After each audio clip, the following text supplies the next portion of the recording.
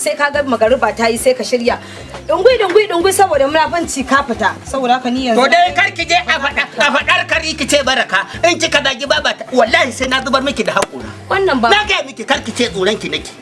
saboda na miki da can nan sala to kai kuma shikenan abin ya kuma idan ma iya sheda korawa ɗaya mari ba sanar da kai mai gida in ka fita Allah ya tsina wallahi Allah ba za ka fita ba yawa daga tabun nan kawai ki korawar ba ta yi sai ka fita kana funta ta yar gidan dan baksin har wata zazzaga ake yi to yanda aka ga baki ko dan baksin ne wallahi kin san Allah ni fere ki da mari ni ne alquran ya ɗaya fere ɗaya mari alquran sanar da kai maganar ki na ga sai na fita sai na bar gidan nan na ga miki dan ka fita Allah ya tsina yiri ba fa bulkan wasa ka sa a gaban ka ba me za ka takura wa yaron nan ba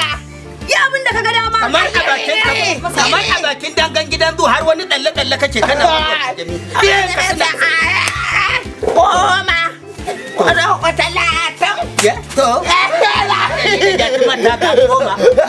har da ni da gatima ta ka daidai yaron nan dan albarka yayi daidai fita ce dai ba za ka fita ba koma ciki ka ce baba ka koma ciki wallahi kai kama baba ka ce dama kama dama baba ka ce kamar da in ga hana ni kama wannan mai ruwan yan tukunce baba ta shi kenan mai daki inna lillahi wa inna ilaihi to ta ga mutum kuma ka yi ka dan zubar ma da hakuri kai gona umma zai da kyau Allah da gari